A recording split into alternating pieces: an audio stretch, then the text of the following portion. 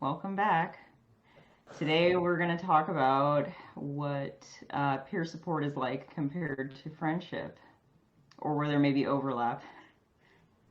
Since this was your topic that you brought up, Andrew, did you have any kind of initial thoughts on it? Yeah, so should we do an icebreaker first, though? I forgot about the icebreaker. Oh no. We can make one up. Oh, I'm really terrible at icebreakers, though. That's why I use the random icebreaker generator. Uh, Let me think of one. Oh, travel. Where's a place you would want to travel to that you haven't been to yet? I mean, that's easy for me because I've talked about it a lot with my husband, but Japan. Um, Also, I would want to go to one of those big arcades, um, and just, experience the culture and the food and all that. I think it would be really cool to see technology that may not be as common in the States and stuff like that. yeah, play some And all, DDR. yeah, and I mean, go out to the countryside too because it's supposed to be really beautiful in the countryside too. I'd love to see the Zen monasteries. Yeah. What about you? For me, Tibet. Always wanted to see Oh, that as a kid. And even though it's in a weird place politically right now, I hope I get to see it before I die. I don't know anything about politics in Tibet. It's this basically China being an asshole. China being very tyrannical, and it kicked the Tibetans out, and Oh, essentially they're in India in exile. So that took a very dark turn. Sorry. I didn't know anything about it, so I was like, oh, curious, but dang. Yeah. All right. Thanks for reminding me about the icebreaker. I'll try to remember next time. Yeah. No worries. But yes, peer support and friendship. I have had people be like, "So are you like a paid friend?" Nah. So so what are the similarities and what are the differences? Yeah, I mean, similarities, I think the qualities I would want in a friendship, I would also want some of those qualities in a peer support relationship, you know, somebody who is willing to listen and hear me out, um, and you feel that sense of connection. Sometimes like you can have things in common, but that doesn't always mean you're gonna feel connected or you have that friendshipy vibe with somebody. Yeah. Um, and I What mean, in I the think middle of that? sometimes those relationships can overlap.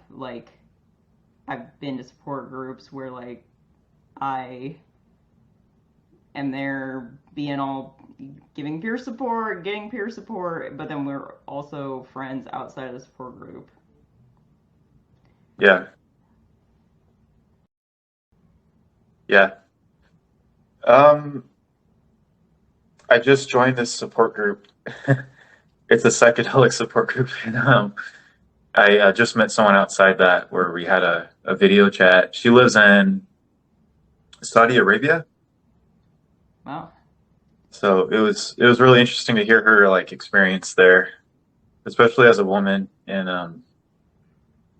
yeah, yeah, she definitely wants to leave. Yeah, I mean, that sounds really interesting.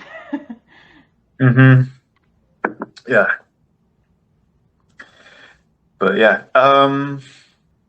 What you said about connection. So two people can have things in common or interests or whatever, but still not have that connection. And I think that's an interesting topic because like what builds that connection? Like what is that connection? even. Yeah, I don't like this is something I've thought about. Like I'm not really sure how to describe it, but I guess I'll try. I think each person kind of has their own like flow and tempo with like thinking patterns and even speech patterns and kind of like how they see the world, and sometimes it feels like people are on a different frequency or tempo than others. So like for me, I tend to like notice details fairly quickly. Like if I'm learning something new, sometimes I'll be like ahead of the person trying to explain what to do because I'm just like clicking on a bunch of stuff. Like I'm just like, oh, I'm really curious about like what this does and what this does, and I'll just start like experimenting and like not really paying attention to the instructions. So, um, I think that some of that connection can be like maybe connecting more with people who are on that like faster pace, and if people feel like a little bit like slower and they're not able to keep up, or maybe I have to keep like explaining things multiple times because it's not making sense the first time, then I start to feel disconnected. Mhm. um it's hard to like, I don't even know what you would call that. Yeah, yeah. I've been thinking about this lately in the sense of intellectual discussion, and I don't like saying it because it sounds elitist, but I do have this like restless part of me that like really loves to go deep diving into certain topics and pulling them apart. And I actually really love debate, and I really want someone, as long as they're being intellectually honest and have good intent, to like throw arguments my way and like kind of, Yeah. yeah, just give me their all. Like I like that, and I've been trying to understand more around sociology and what's going on in society and understanding history and how we got to where we are now. So it's just, yeah, I've been wanting that kind of like conversation with people. Um, this feels like a risky thing to say in this podcast, but um, I feel like one of the things that has made connection difficult lately is just the intense polarization. And for me, like I I need room to express ideas and do so in a safe way that like doesn't feel judgmental and is open. Um, so this was really hard for me once things in our society started to get polarized. It kind of felt unsafe. Like it felt like, I've heard this from different sides too. I don't think this is exclusive to any like one particular side. Um, but yeah, it's a weird landscape to be in when you're trying to find connection Yeah. sometimes. And it's hard too because like I tend to not think of things as like this side or that side anymore. And Mhm. sometimes even hearing that can like make me disconnect. And I think that's like one of the cool things about peer support, and like why I really enjoyed it, was like being able to provide that non-judgmental space for other people. Yeah. Yeah, it's hard when it feels like that is not something. I mean, even before the pandemic, like that was something that a lot of people, could not hold space for, like other worldviews, and it's just like gotten more magnified over time. Um, so yeah, I mean, I think it's important to focus on like what common ground there is, and also like learn about why other people believe what they do, think what they do, because maybe you'll learn something that changes your own perspective. I'm curious about, you said you don't see sides anymore. How did you get to that point, and like yeah, what does that look like or feel like? Well, I'm not going to say I don't completely, there's still a little bit of that, and usually it's when it's self-expressed, when somebody, for example, if somebody's like, don't vote this way because then this is going to happen. You should only vote this way. And it's like, well, now you're just making something totally into like this side and that side. I think part of it has been my connections, my relationships, and being able to discuss different perspectives has helped me to see that. I think that if I only was around people who had similar opinions to me, then it would probably be really easy to just feel like, oh, I just want to continue that. Like I don't feel like I need to be around people who have like different perspectives because it's wrong. So I mean, I could see how that's an easy trap to fall into because I've been there. And Yeah. it's through like having those connections and like seeing why other folks may have different beliefs has helped me expand that a little bit. We never answered what the difference was between peer support and friendship. A little One in tangent. direction. um, it brought up a question though that I'd like to loop back to at some point. Sure. So yeah, so the friend versus peer thing or connection. Yeah, what is connection? For me, Yeah, it's like home. It's like it just feels natural. It's like I don't have to force anything, I guess. yeah, for sure. Yeah, so I mean, I think there can definitely be a lot of overlap in peer support and friendship. Probably where the differences lie is like when one person's getting paid to do peer support, Yeah. because it brings in a different power dynamic. I think, probably in, well, I don't want to say early days of peer support, but when peer support was like more of a grassroots movement, and even in certain settings now, like it probably makes sense that those things would like overlap a lot. And I don't want to say that like just because you've provided peer support to somebody and been paid to do it doesn't mean you can never be their friend. Like I don't think those things are mutually exclusive, but I think it brings in an extra layer of complication and like needing to have awareness around your power and influence. Yeah, totally. I I tried doing this, like being friends with somebody who I'd provided peer support to, and I think it just felt very unbalanced. Like the other person seemed like eternally grateful to me, like I'd saved their life or something like that, and it just didn't feel like there was mutuality in that relationship because it was just so one sided almost. I was like, yeah, I'm happy to hang out, go do this fun thing, but it was all about like you kept me alive, and I'm like, whoa, that's a lot of pressure. Yeah. And it's possible I could have like expressed that with the person and explored that, but I obviously at the time I kind of just like let it fade out. Um, but yeah, and not every situation is gonna be the same. But that was where I really felt like, oh, this is why like there should probably be some mindfulness and care around these types of situations and not just like jumping into it and Yeah. then it's like, oh, yeah, I just wonder about like if you go through the regular ups and downs of a friendship with that person, but then you also have this like feeling indebted to them or something, what kind of impact is that going to have emotionally? Right. I And mean, though, it is true in friendships too that can happen. Yeah, like I've been in situations where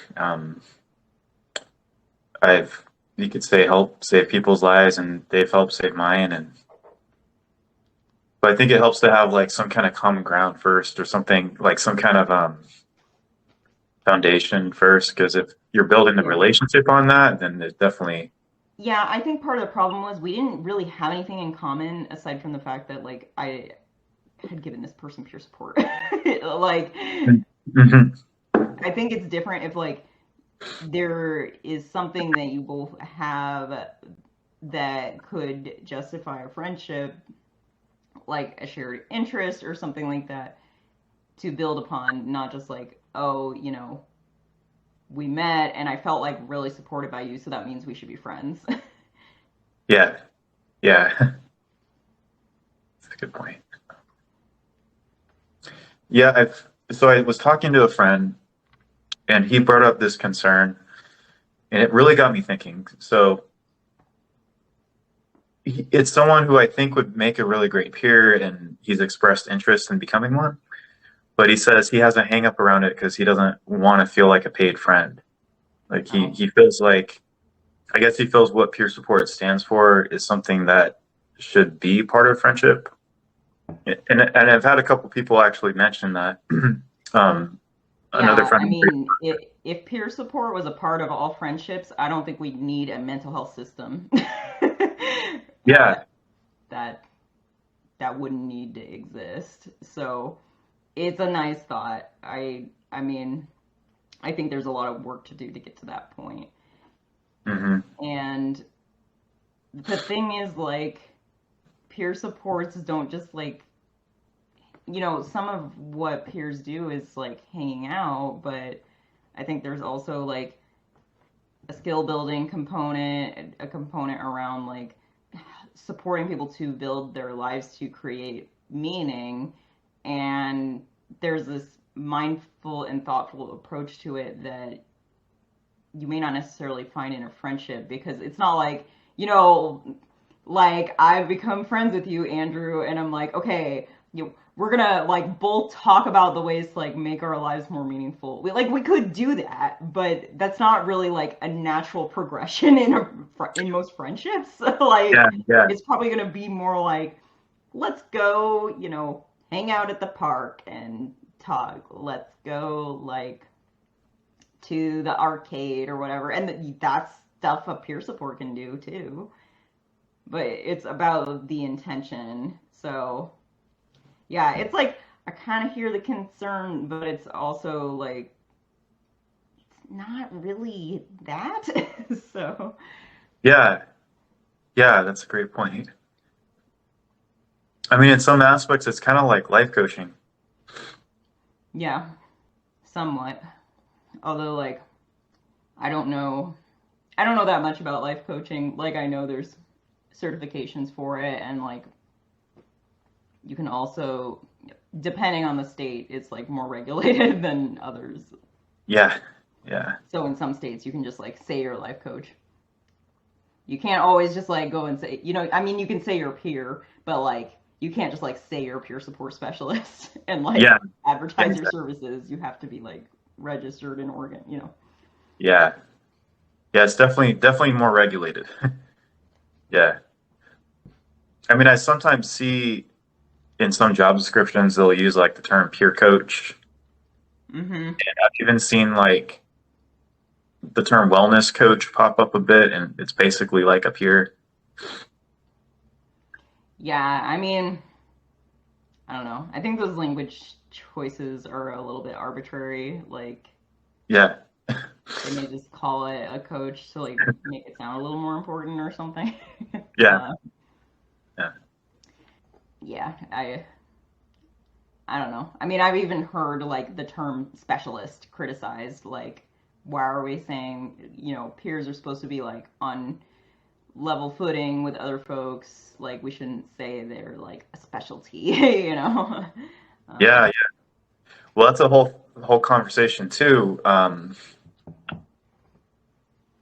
So I know someone who she's been involved in the peer movement for a long time, and she has a lot of concerns around peers just being professionals. Like she was on the scenes with like the grassroots movement, and I think she's seen like a lot of changes to peer support since then. And maybe there's like a lamentation there of or a sense of loss of like this is what peer support used to be, and this is what it's become. yeah, I mean, I was like kind of reviewing some of the history the other day. Um, because I was actually looking on a website that I had used before, and some of the links were broken, and I reached out to them and I was like, this is really important history. Like, please fix these links because I don't know where else to find this information. Yeah. And thankfully, they fixed it within like a couple of hours. And so I was looking at some stuff, and yeah, once the peer movement started taking money from the mental health system, a lot of folks like were done with the movement. They're like, what are you doing? We were supposed to be making alternatives, not taking money from the system.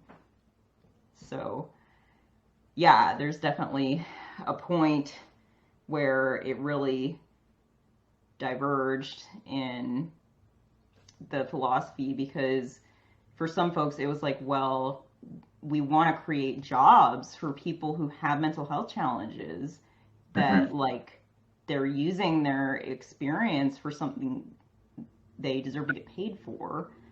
Yeah. Um, but yeah, for other folks, it was like, this is something that every human should do. It shouldn't be like, Yeah. it's hard. I mean, I really, like, I see both perspectives, and it's, I think it's tough because like, I, since I was young, have always been like a caring person and, you know, would go out of my way to like listen to people vent and stuff like that. And, you know, I got something out of that prior to like it ever being something that I got paid to do. So I feel like I have like a talent in that sense, you know, a skill that's been built upon many years. And I think it's something that I'm really grateful that I can make a living doing that. Um, I do see how it would be desirable if everyone could do that, but I don't think everybody's capable of that right now. You know, like there would have to be some kind of like education that everybody gets on like how to have basic listening skills and because some people Yeah, they just never that was never a priority. that's true.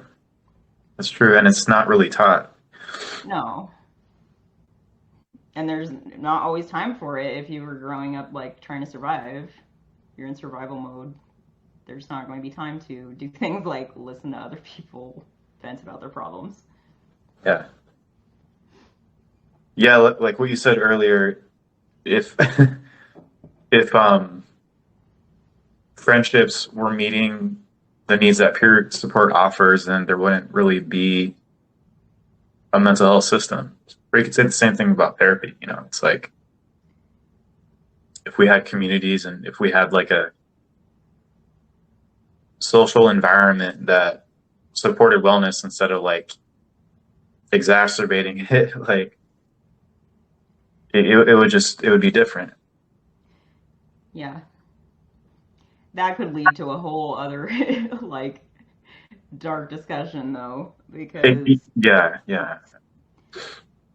I just unfortunately, like we can say that would create a better society, but that's not like what drives um, income for large you know companies, or that's not what like keeps mhm, people's attention. What keeps people's attention is fear, and yeah, you know that's our survival brain was made to do that. So it's it really takes a lot of work to rewire your brain to not be reacting from that place of fear and navigate relationships in a different way. So yeah.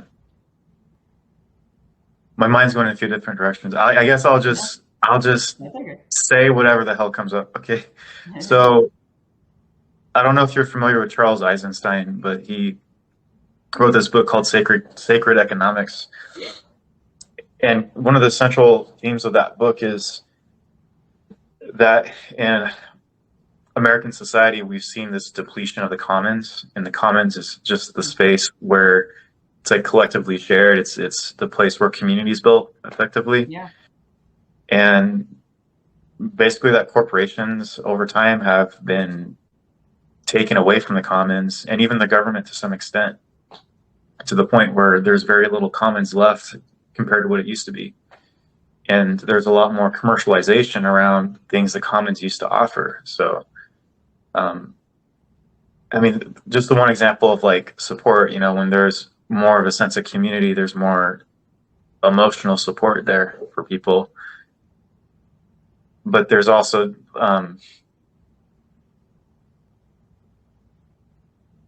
it's it's kind of like the mindset that we have right now. It's everything's commercialized, and Mm. it's still continuing to. It's like everything is becoming monetized to some degree. Um, Yeah. you could even make the argument that time is monetized just with ads. Like how ads are everywhere. It's like that's taken away time and attention, and trying to make a profit. So Yeah, I mean, sometimes I like ad breaks though, because then it reminds me to like do things like go to the bathroom.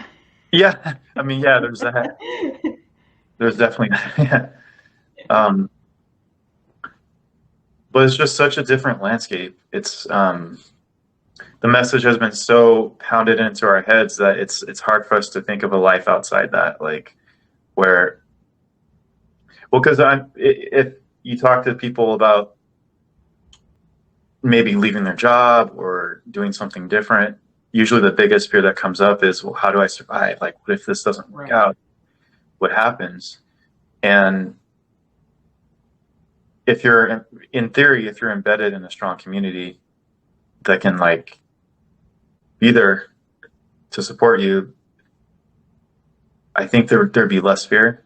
I know that sounds like kind of like a pipe dream, but part of the fear is the fact that everything has is so commercialized. Like, um, if you really think about it, like we're not really try not to be absolute with this, but we're not really allowed to grow our own food. We're not really land itself is owned. It's owned by the government, and then you have to buy it, and then it's like it changes owners. And so for most people, you can't just walk up to like a plot of land and plant some seeds in there and be like, okay, here's our garden. Right. And I have a friend whose dad lived through the Great Depression, and he said that's what people had to do to survive. Like literally, they found like an empty lot across the street and planted food and fished, and that's how they survived because the economy had like collapsed. So a lot of people they weren't able to buy food, so they had to get creative. And it seems like just because so many people had to do that, things had collapsed. Like there was maybe less enforcement around rules preventing that, or just more I don't know, flexibility. Had a lot less laws and regulations back then. And that too, yeah, maybe there was that too, yeah. But yeah, just the fact that they were able to do that, I Yeah. think it speaks volumes. And when he reflects on it, he was saying that we ate very well and we were really healthy. And most of his I'm sure genetics had a part to do with this too, but like, most of his family they lived really long lives and were in great shape when they passed. And like, so whereas today, it's like the mindset is we have to buy everything to survive. We have to buy clothes, we have to buy food, we have to buy childcare, we have to buy everything. Like childcare, that's another good example. Like when there's more community, the community supports the children. It's like you don't necessarily have to pay for childcare. Yeah. I mean, clothes are a good one too because I almost feel like my urges to be more um to keep things around have just been like really discouraged by people around me. Like I'm like, oh, there's a hole in my shoe. I should look up how to like sew the hole in my shoe or like learn how to do that. And then people are like, why don't you just buy new shoes? Why would Hmm. you try to fix something that's already like, it's like a tiny little hole? Oh yeah, yeah. Or so it's like folks in my community are just like, what are you talking about? Instead of like, like I would think the normal thing to do would be like, oh, like I know someone who knows how to do that. Let's teach you how to do that. And then you can learn that skill and like make your clothes last longer. Yeah, yeah, yeah. I could see Yeah. that becoming more of a thing if we, knock on wood, have another economic collapse. Um, I feel like people have been saying that for the past like 2 years now. Like, yeah, just yeah. wait for it. It's coming. Like, when's it coming? Not saying when or anything, but just saying if we do. Yeah, I know. It's just like, Yeah, I don't know. Maybe I've become so jaded. I'm like, if the economy is gonna collapse, can it just happen already? Like, let's get it over with. that's how I feel too. Yeah, it's just like enough anticipation. Just screw it. Yeah, because it's like if you keep talking about it and building it up, and then it's like, well, we're still, things are still inflating, so. Yeah, yeah, yeah, yeah. Um, I wanted to go back to the topic of polarization because I think that's an interesting thing for peers to explore. Because I mean, we work with different kinds of people, and it's just inevitable we're gonna end up working with someone who shares like a different worldview than we have, or has opinions that are like potentially really triggering. Yeah, So and I haven't talked to enough peers about this, but I do wonder sometimes if that perspective is shifting to like, well, if somebody has a different opinion, we need to educate them and help them, come to the correct opinion. mm, um, which isn't and peer like, support. no, and yeah, there are a few problems with that. Yeah. Um, yeah, I mean, and that's happened to me. I think like in the situation that I was in, I was lucky to be able to like swap out with a different member of my team and be like, hey, this person said, they made like a racist comment about a certain part of town that they work in. Um, and, basically I was just able to swap out with somebody who that type of language didn't really bother them as much. It's possible, like in the spirit of mutuality, I could have been like, hey, when you said this term, I don't want to repeat it, but Hmm. that was kind of upsetting for me. And Yeah.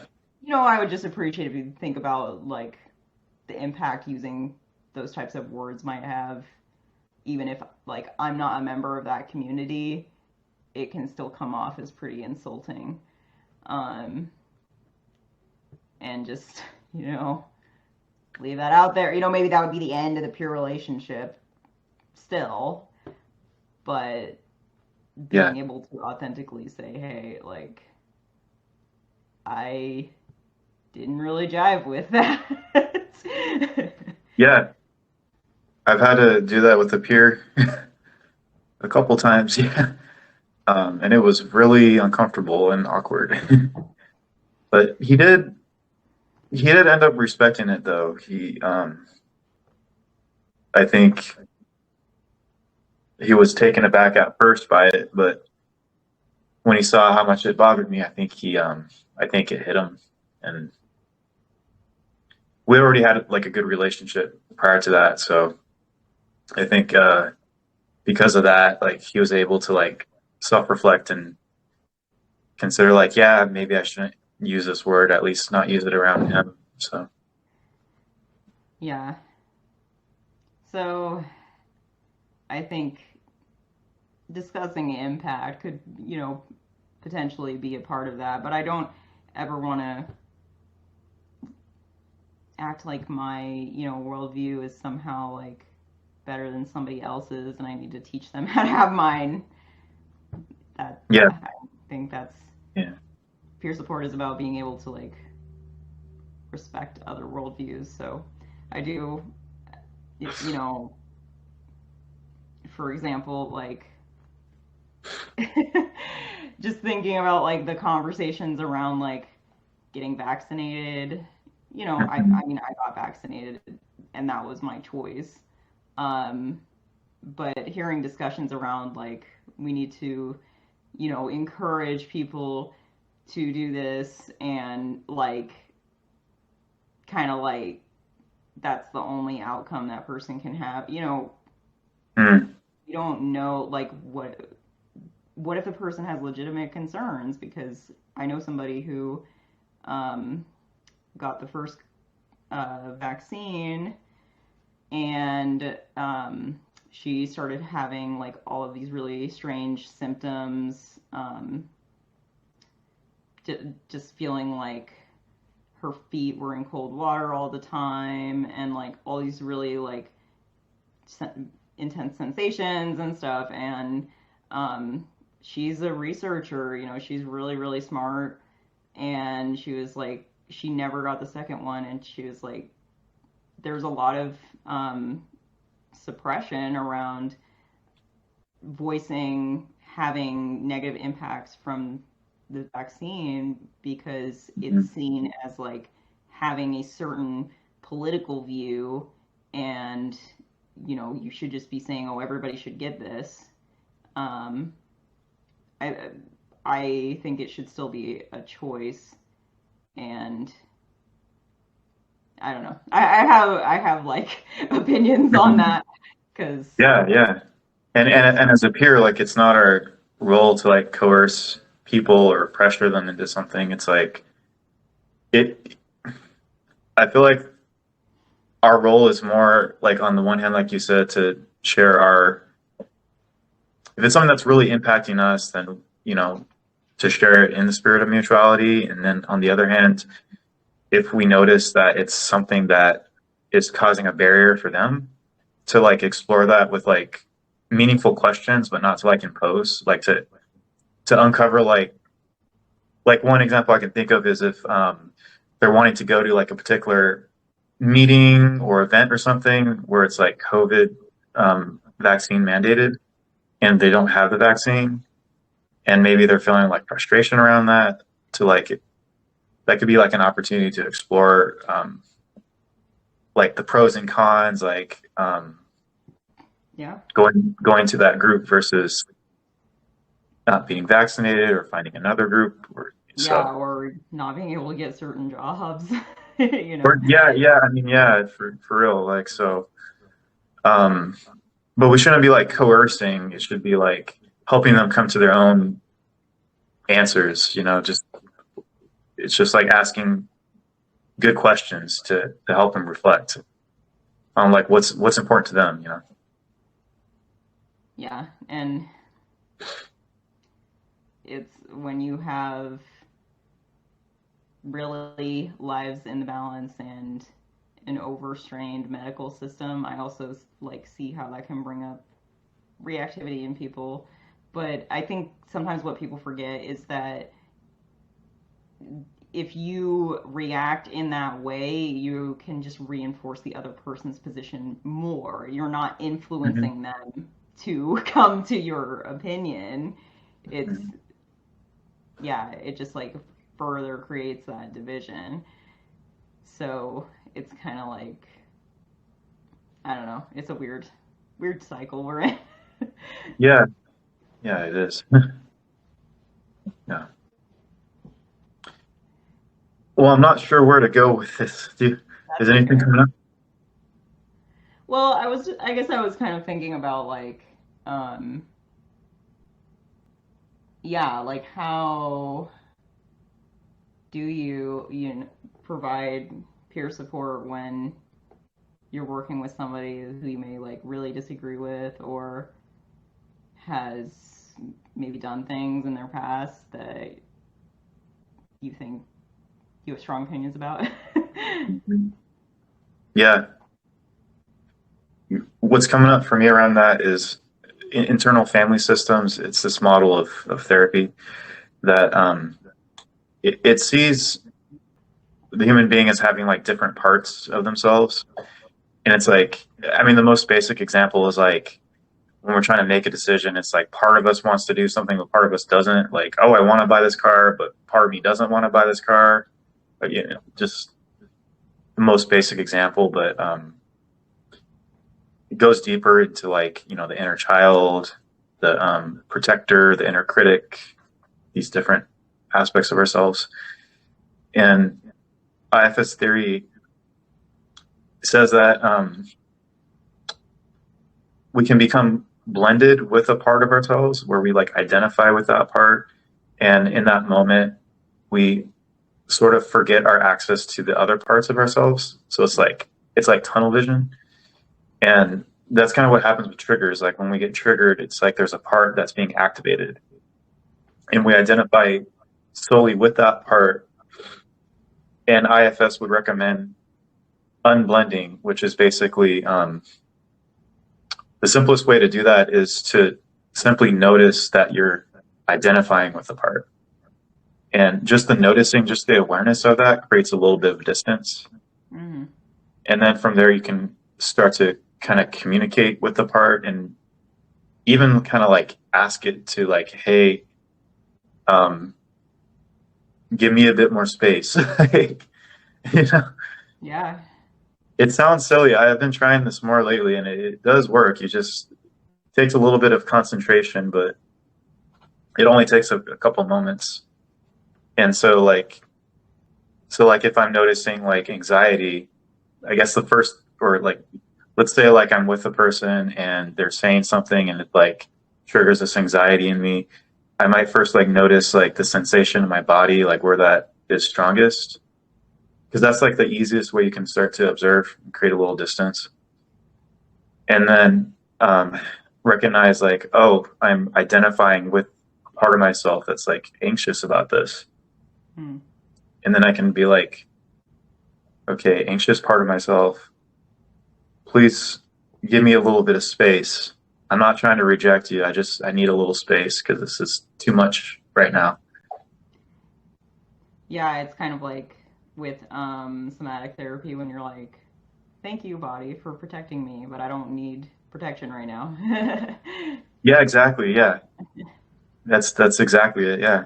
Oh, my camera got all blurry for a second. Yeah. Um and and so like that might be all someone can do in the moment. Um and then maybe after the fact when they're by themselves they could like explore that deeper and be like okay, anxiety, like what do you have to share? Like what message do you have? Where is this coming from? Um, show me a memory if there's a memory related to this.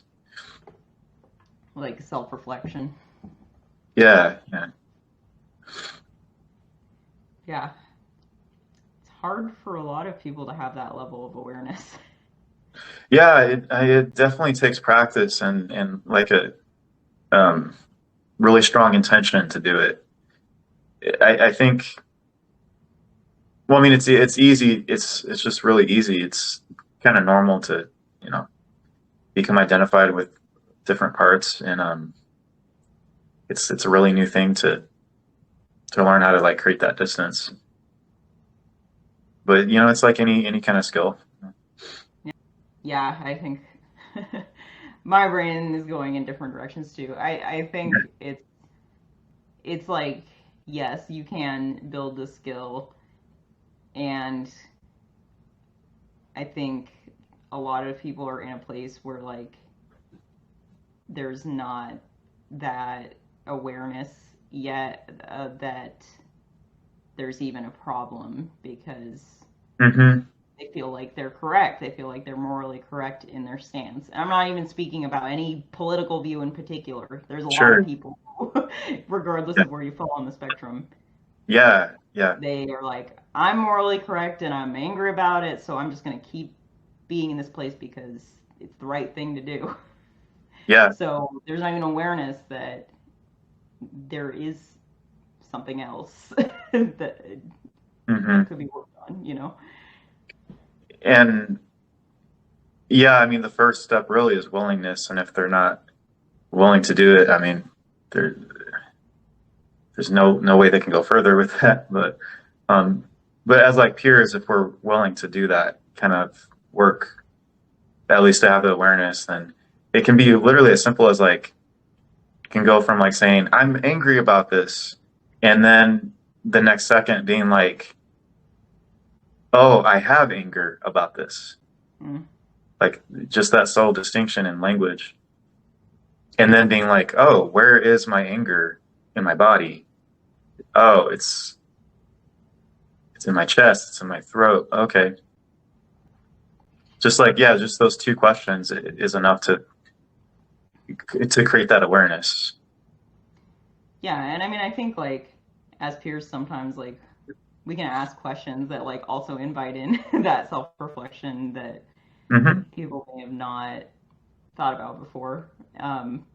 I remember someone who I had trained in peer support, and he had received peer support previously, and then through the training he was like, oh, I'm starting to understand like why my peer keeps asking me all these questions, and I don't know why the hell she's asking these questions. Like now Yeah. I'm getting like Yeah. what the Now it purpose clicks. of this is, you know.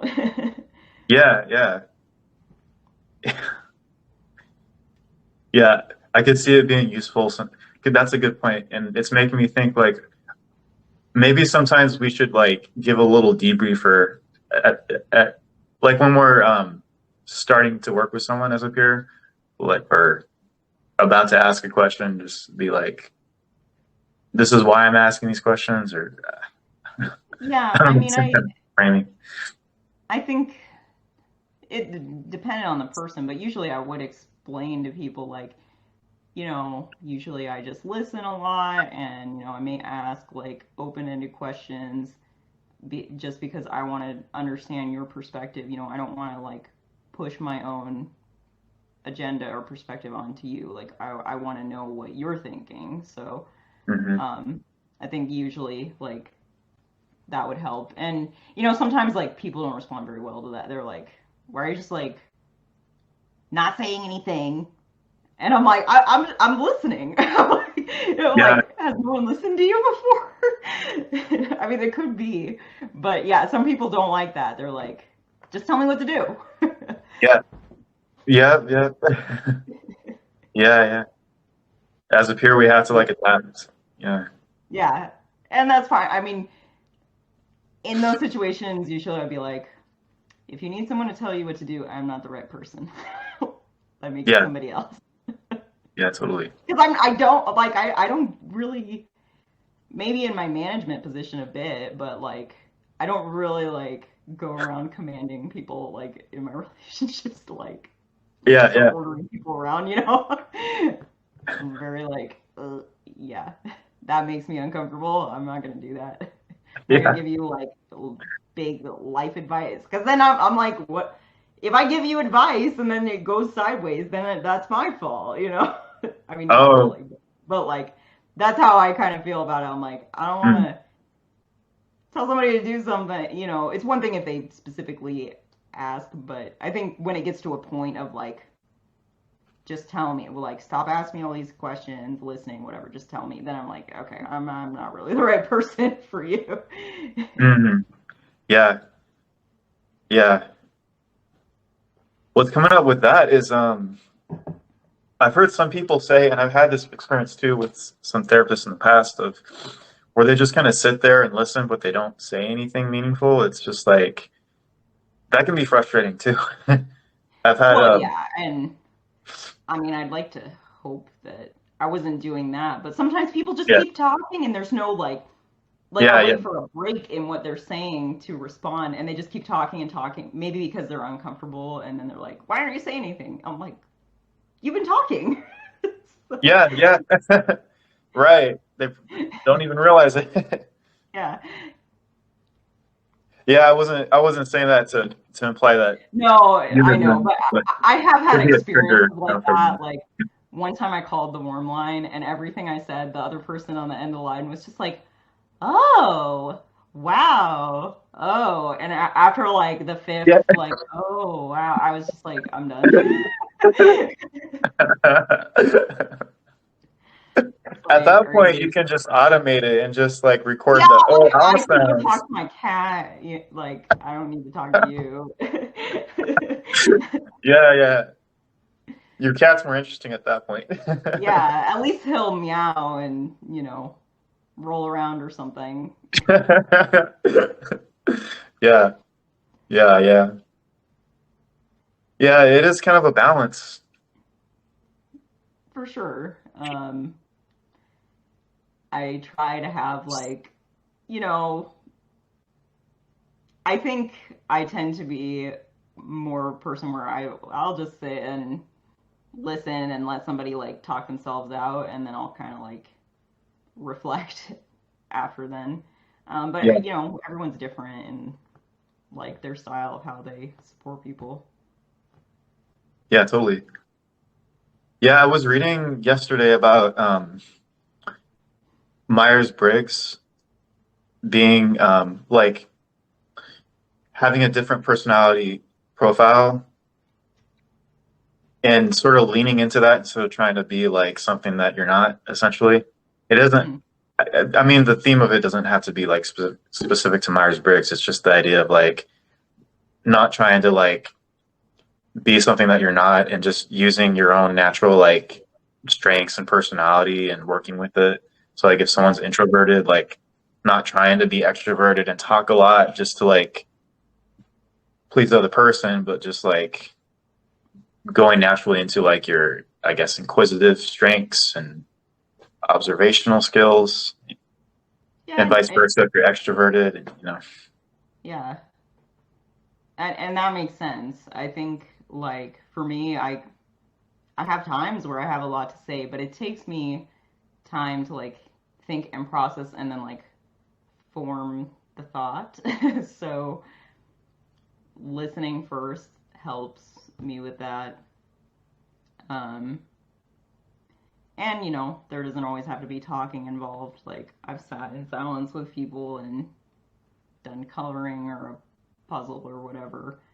Um, and sometimes that like just holding that space can invite in further conversation too. yeah,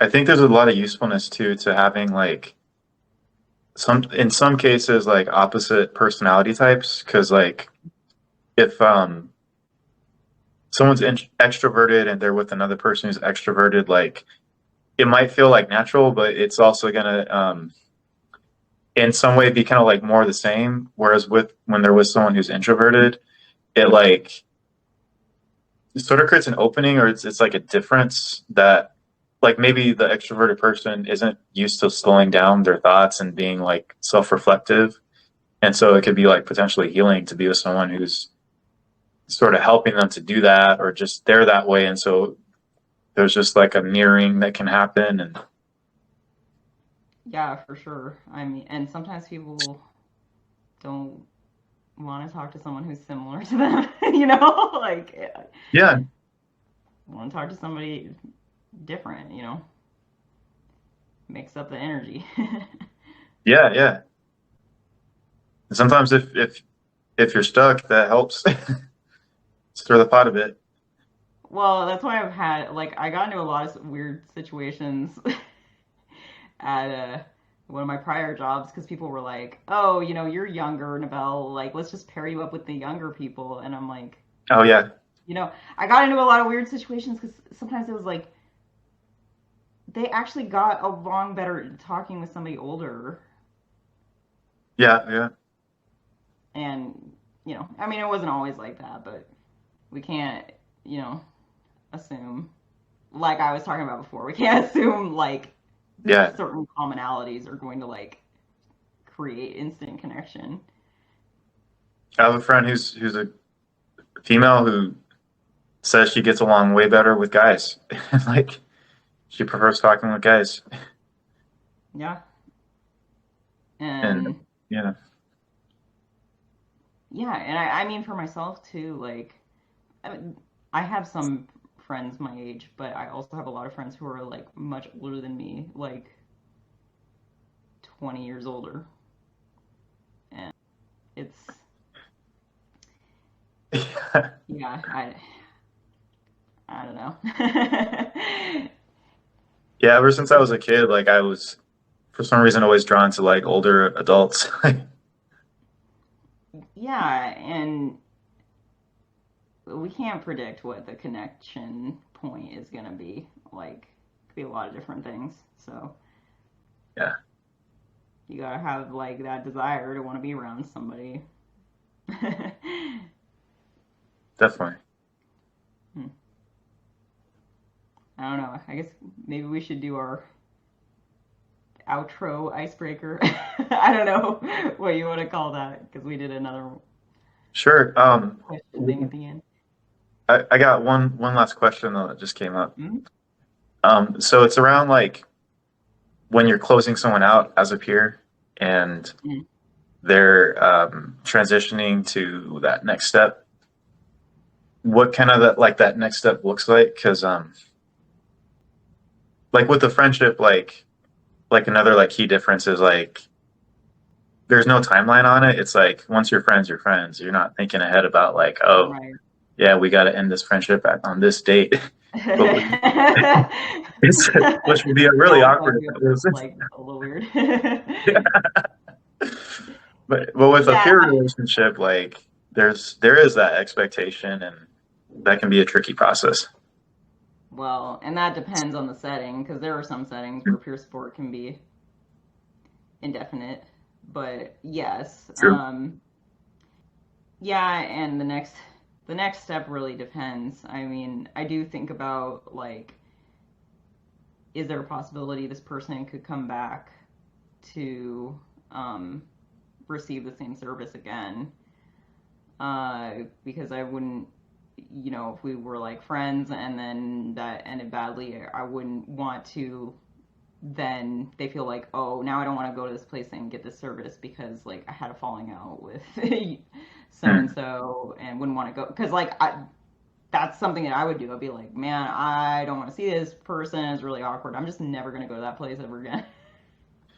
Yeah, I've done that like in my life. I'm like, I'm not gonna go to this particular grocery store on this street anymore because I might see somebody and oh, there, that's, I think a lot of people, yeah, yeah. have definitely done that. Yeah, Um, I think it's also it's hard. I think it's good to have like nuanced conversations about it because with other roles like a therapist or social worker, you have your ethical guidelines that say like this amount of time needs to pass. We don't have that with peer support right now, at least not in Oregon. And I don't know if that's a thing in other areas, other states, other parts of the world, but at least in Oregon, we don't have that like you have to wait at least a year or whatever to like be friends with the person.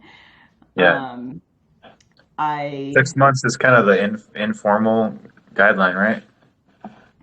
That was something that was came up with at one of the prior places we worked, but there's not really um, anything. And I think it's hard to when like if you're working as a peer as a part of a team like in a clinical setting and then that peer has like really different boundaries around friendship than the rest of the team, like that can be confusing. Hmm. Um, so I Yeah, think it is a different relationship. So I'm not saying like you can't have that, but it's hard. And I also think about like, okay, if I'm willing to, give my personal number, my personal email to one person, like, am I willing to do that for everyone? If somebody else, like, and I just think about like residential programs because like that's a lot of what I'm working with right now. Somebody else in that residential program might hear, oh, so and so gave out their email to this person, but not to me. Like, why wouldn't they give that to me? And Hmm. that kind of stuff can Yeah. like create other dynamics. And I mean, those types of thoughts, I think there is a little bit of fear based there.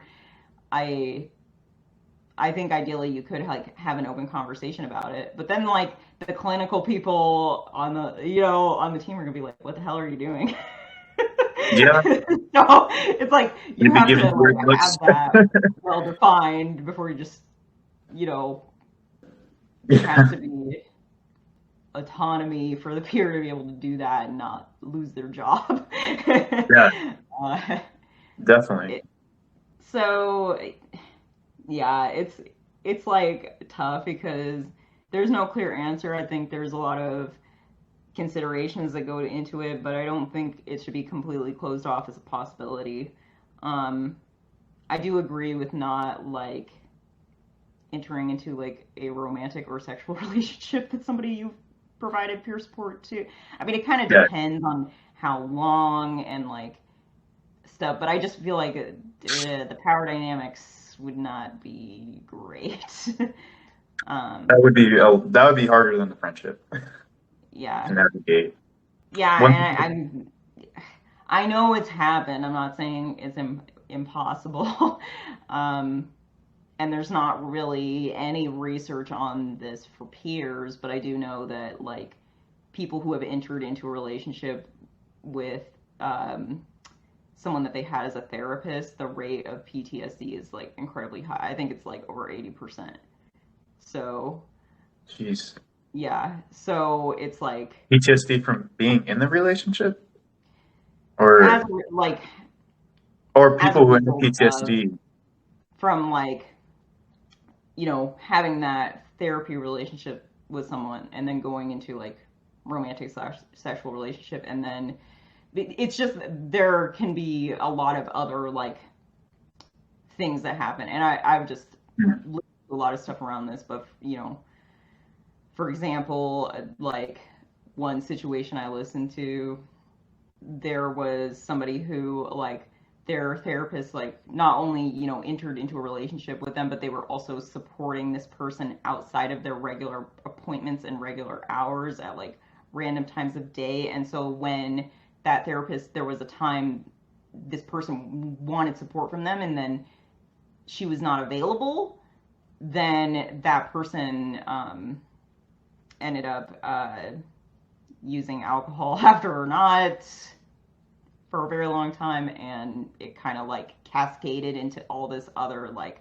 stuff basically that they started spiraling because they had been getting like all of this support from this person and then it also makes it so usually when that something like that happens then it's incredibly difficult afterwards to like want to see a therapist again understandably like it destroys a lot of trust with like folks in that role so peers are not therapists, but I do think there's something to consider there of like what could the potential harm be. And it wasn't just entering the relationship, it was also the fact that like there was additional support happening that maybe that therapist was kind of like going outside of boundaries that she should have had Yeah, um to so yeah, it's not just like the relationship itself, it's like kind of everything else that kind of goes along with that.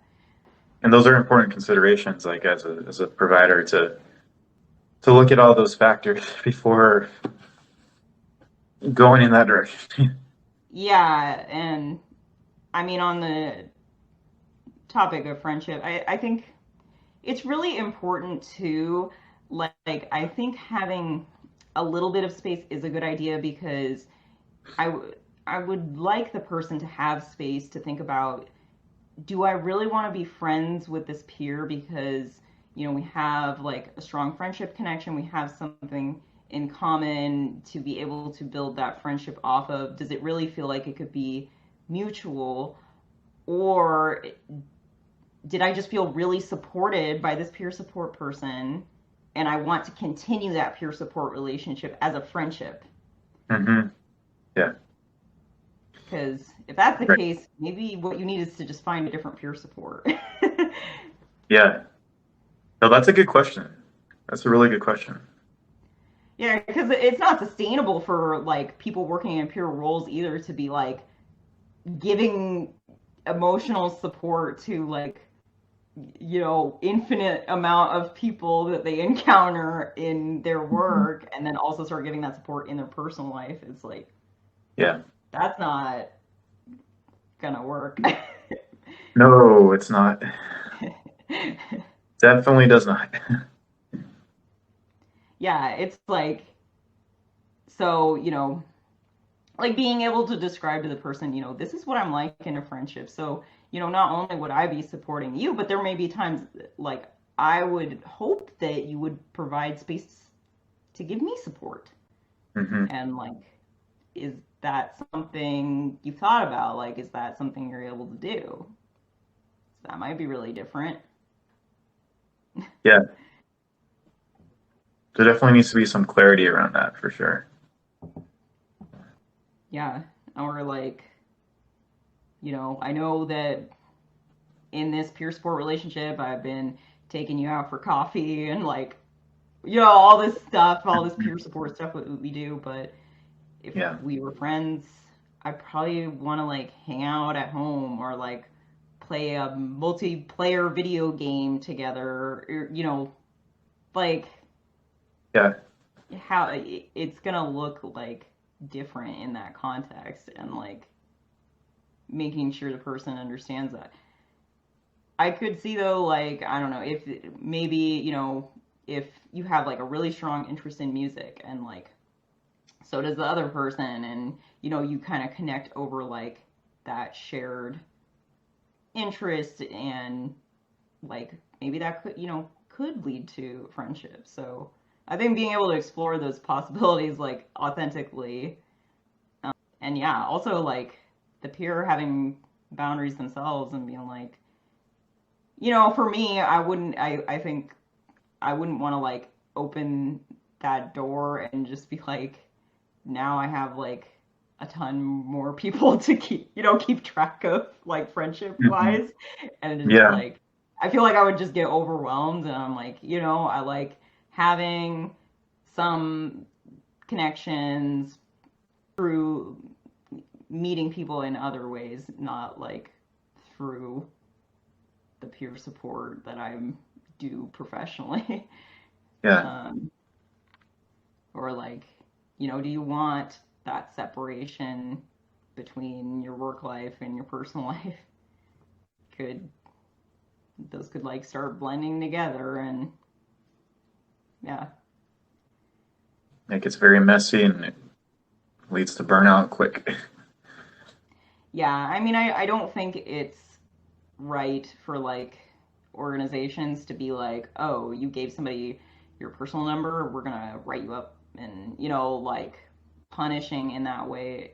More like asking questions. Like I did have Hmm. this come up with a peer that I supervise, and I was like, so I think you should think about like if you're gonna give this person your personal email, like is that something you're willing to do for anybody who leaves this program?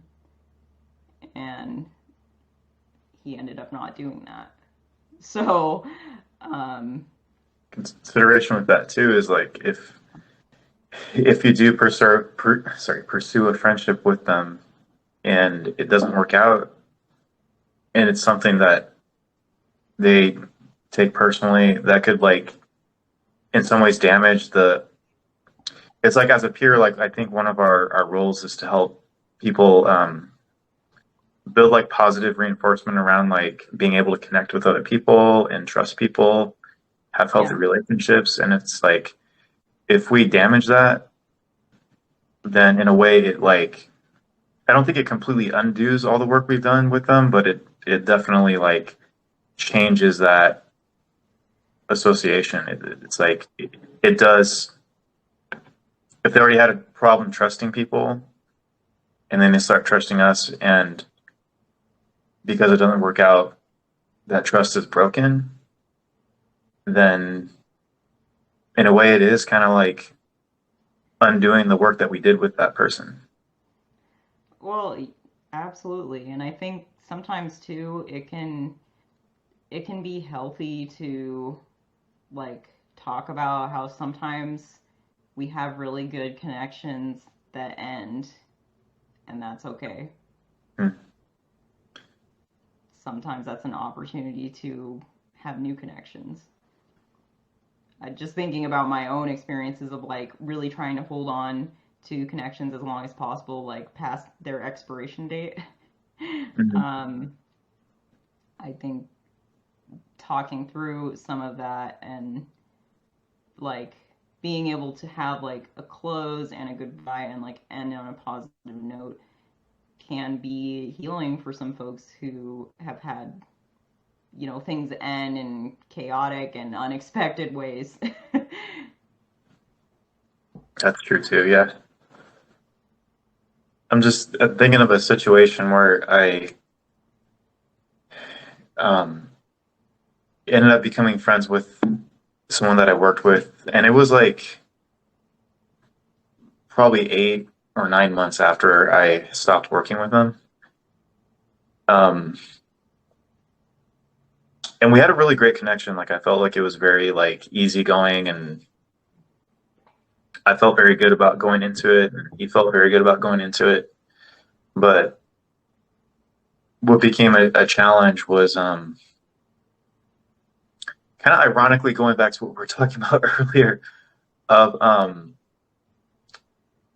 I was feeling triggered by some of the conversation topics coming up, and Mm. I I think I leaned a little bit too heavily into trying to change his mind, and I did try to listen to some extent, but I also like send him YouTube videos and stuff, and like counterpoints, and like looking back on it now, I recognize like there was a part of me that was concerned about where he was going with this line of thought because it was like kind of he was going down some deep rabbit holes that Mhm.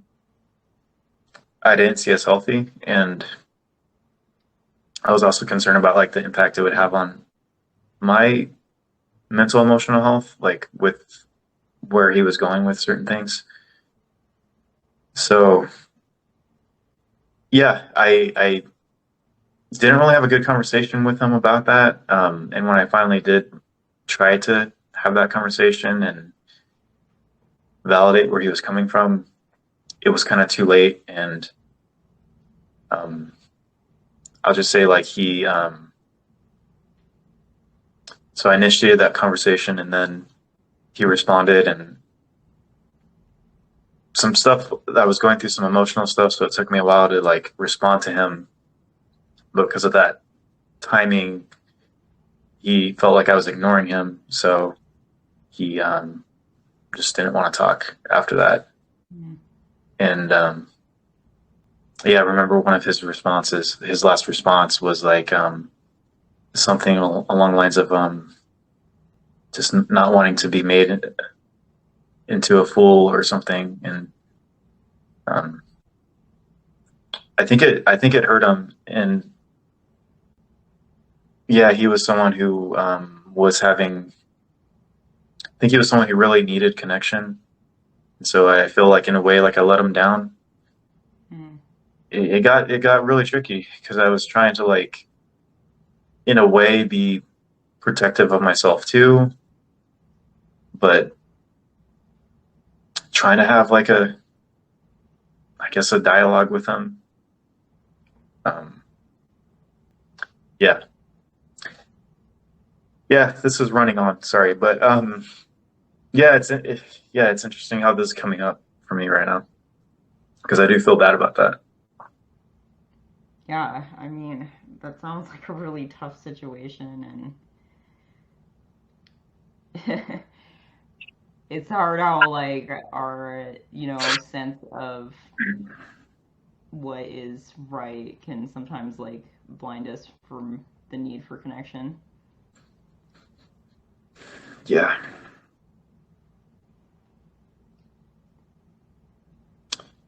Yeah, so that is one of my big regrets. And I don't regret reaching out to him and trying to build a friendship with him, but I do regret the way I handled some of it. Mm. I think I probably should have told him something like, I'm going through a lot right now, and I have lower capacity right now for some of these topics. Maybe something like that. Yeah. I think he would have understood that if I would have said that. Yeah, I mean, a lot of us were not taught how to like set those healthy boundaries or like to express. And it's hard with things like texting where it's really easy to reach out and also really easy to ignore. Yeah, yeah. It's I don't know. I was listening to this comedian a while back who was like, yeah, back in the day, if you just called somebody and you hoped that they answered, and then you had to say we would arrive at this place at this time, and then hope they showed up. And now we just have like so much more access to people and what they're doing, and Mm-hmm. um, yeah, Yeah, yeah. we're definitely in a different territory now. Yeah, yeah. We definitely are. And the thing too is with the spread of information, it's really easy to go down rabbit holes and get kind of lost in these bubbles. Yeah. Like I've definitely done that, and it can be hard sometimes to pull yourself out of that and take a step back.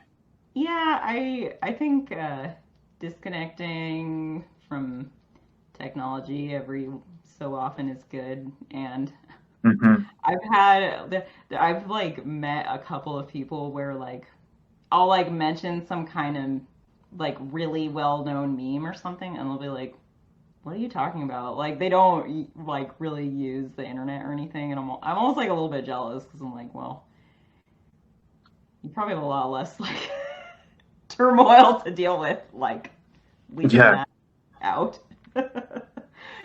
yeah, for real.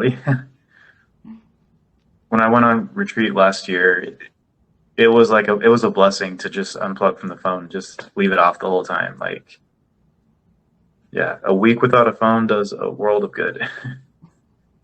Or even an hour. Yeah. Hmm. I don't know what to do for a ending question.